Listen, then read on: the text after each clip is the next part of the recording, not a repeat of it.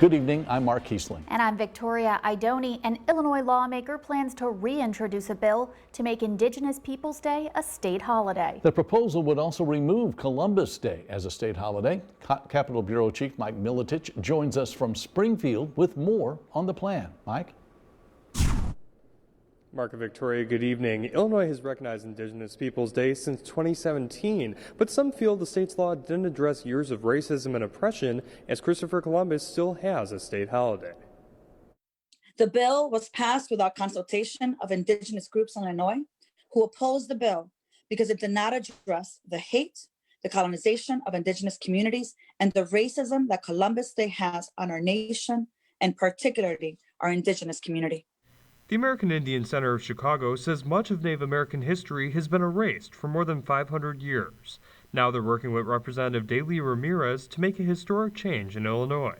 To continue the myth of Columbus and to ignore the atrocities that he committed against the Native people further perpetuates and erases the rich history of Native people. Historians and advocates for Native Americans study the 1493 Doctrine of Discovery. With that decree, Pope Alexander VI justified explorers like Columbus claiming land and waterways as their own.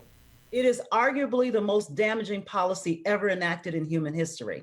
In fact, the 1493 Papal Bull stated that land that was not inhabited by Christians could be claimed and exploited in order to expand and instill the Christian faith. Representative Carol Lamons is a descendant of the transatlantic slave trade. She feels the doctrine led to pain, suffering, and exploitation still evident today. When I think about Indigenous Peoples Day, I think about it as a chance to affirm the sort of life and humanity of people who've been ignored and abused by white supremacy throughout history.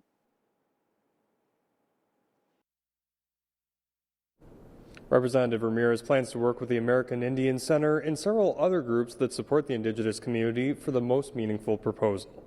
For now, reporting live in Springfield, Mike Militich, News 3.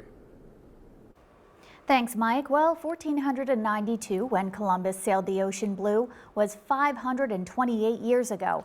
And as you saw there, in recent years, it has come up for debate whether or not we should recognize a holiday for the explorer. Critics argue a man who oppressed Native Americans does not deserve that honor. Columbus Day was designated as a federal holiday in 1971, but has been celebrated in some parts of the country since the 1790s. In recent years, there have been calls to rename the holiday Indigenous Peoples Day to honor those who lived here before Columbus arrived. One resident says there should be a separate day for each holiday and that removing statues of Columbus is unnecessary.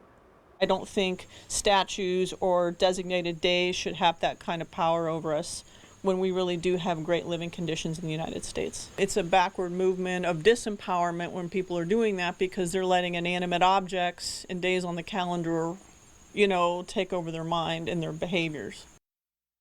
10 states currently observe today as Indigenous Peoples Day, while 2 states observe both.